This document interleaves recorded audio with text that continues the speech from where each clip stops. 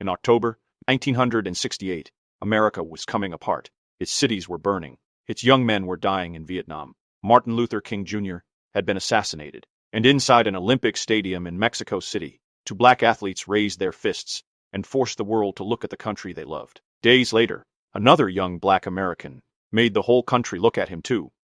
To some, George Foreman was a patriot. To others, he was a traitor. He was only 19 years old, and before he had thrown a single professional punch, America had already decided what he represented. But what if both sides were wrong? 1968 did not feel like a year. It felt like a wound. Martin Luther King Jr.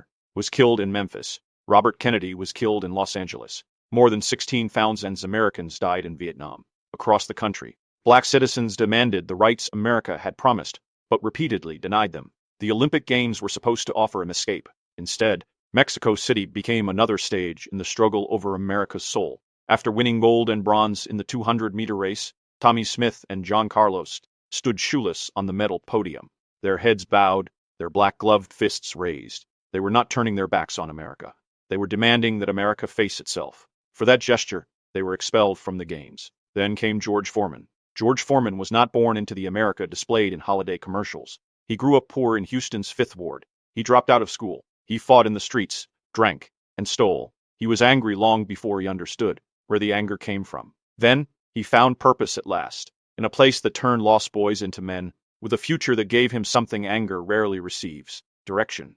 There, George discovered boxing. The ring made sense. There were boundaries. There were consequences. And if life hit him, he was finally allowed to hit back. He had barely begun learning the sport when he qualified for the 1968 Olympic team. He arrived in Mexico City largely unknown, a teenager with enormous fists, raw power, and almost no understanding of the political storm surrounding him. He was not a spokesman. He was not a symbol. He was a kid trying to become somebody. On the 26th of October, Foreman faced Jonas Čepulis, representing the Soviet Union. The Cold War gave the fight one meaning.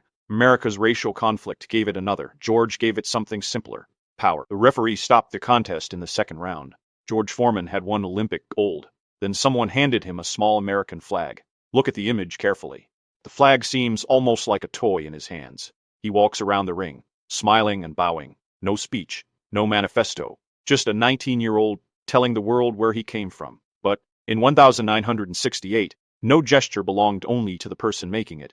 The flag was interpreted as an answer to Smith and Carlos's raised fists. America placed the two images on opposite sides of an argument: the fist versus the flag, protest versus patriotism, black anger versus national pride. And George Foreman was suddenly cast in a role he had never auditioned to play.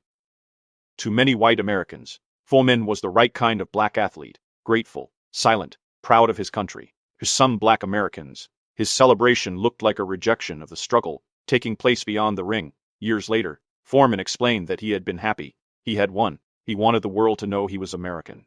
John Carlos would later reject the idea that the two gestures had to be enemies. He understood that Foreman had expressed patriotism differently. That may be the truth. History missed. Smith and Carlos loved America enough to demand that it change. Foreman loved America because, for one astonishing night, it had given a poor boy from Houston a place on top of the world. One gesture said, "America must keep its promise." The other said, "America made me a promise, and tonight, I felt it come true." They were not necessarily opposing Americas. They were two experiences of the same unfinished country. Foreman turned professional and became something terrifying. He did not dance around opponents. He erased them. In Kingston, 1973, he knocked Joe Frazier down 6 times and became heavyweight champion of the world. But dominance did not make him beloved. He appeared cold, brooding, dangerous, and the flag followed him. When Foreman met Muhammad Ali in Zaire in 1974, the fight became more than a championship contest. Ali was charismatic, political, and adored. Foreman was cast as the establishment's champion, a frightening man who had waved the flag while others raised their fists. The story was perfect. It was also incomplete. The crowd chanted for Ali. Foreman fought as if power alone could silence them. But in the 8th round, Ali knocked him down. George Foreman lost his championship. More painfully, he lost the identity that had been built around it. The unbeatable man had been beaten. The patriot had become a pariah. And the young man who once waved America's flag could no longer bear the weight of what America expected him to be. Defeat haunted Foreman. He chased the version of himself that had existed before Ali. He fought with greater anger, He trusted fewer people. Then, after losing to Jimmy Young in 1977, Foreman collapsed in his dressing room. What happened next depends on whom you ask. A medical crisis, a vision, a spiritual awakening. For Foreman, there was no uncertainty. He believed he had encountered death and been given another life. He walked away from boxing. The fighter became a preacher. The man once known for frightening people began trying to save them. He opened a youth center in Houston. For 10 years, the former champion lived far from boxing as brightest lights. The world assumed his story was finished. George Foreman had other plans. In 1987, at 38 years old, George Foreman announced his comeback. People laughed. The old Foreman would have answered mockery with rage. This Foreman answered it with a smile. He was heavier, slower, bald. He joked about hamburgers. He spoke openly about age. And something remarkable happened. America finally met the man it had never bothered to know. Behind the intimidating stare was humor. Behind the fists was tenderness. Behind the flag was a complicated human being who had spent his life being reduced to simple terms by others. Foreman kept winning. The joke became a curiosity. The curiosity became a possibility. And the possibility became history. In 1994, George Foreman entered the ring against undefeated heavyweight champion Michael Moorer. Foreman was 45. Moorer was 26. The champion was faster, sharper, younger by 19 years. For 9 rounds, Moorer built his lead.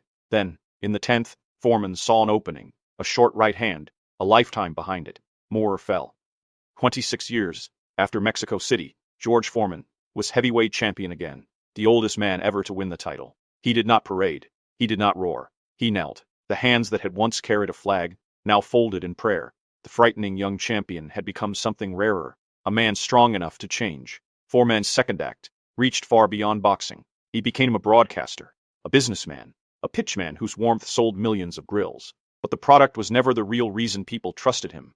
They trusted him because they had watched him fail in public. They had watched him lose his title, his certainty, and the person he thought he had to be. Then they watched him return without pretending a fall had never happened. America loves a winner, but it saves a special kind of love for someone who becomes better after losing. The nation that once saw Foreman as a symbol finally saw him as a man. And perhaps that was his greatest victory. Return to Mexico City. Return to that ring. Return to the small flag in those enormous hands. Was George Foreman betraying a movement? Was he endorsing everything America had done? Or was a poor black teenager celebrating the first moment in his life when the country's promise felt real? History wants clean heroes and obvious villains. George Foreman gave us neither. He could love America without denying its failures. Smith and Carlos could challenge America without hating it. One man raised a flag. 2 men raised their fists. All 3 were asking to be seen. Perhaps patriotism is not a single gesture. Perhaps it is gratitude and protest, pride and disappointment, the promise and the demand that the promise be kept. George Foreman spent decades refusing every identity the world assigned him: street fighter, patriot, traitor, monster, preacher, punchline, champion. He outlived every label. In the end, the flag did not explain George Foreman. George Foreman explained the flag, not as a symbol of a perfect nation, but as the unfinished story of people fighting to belong to it. One flag, 2 Americas, and one champion big enough to carry them both. When you look at that moment now, what do you see? Patriotism, protest, or 2 different ways of loving the same country? Share this story with someone who believes history is more complicated than the labels we give it. If this story gave you a new way to see 1968, subscribe. We tell the untold stories behind the figures you thought you knew.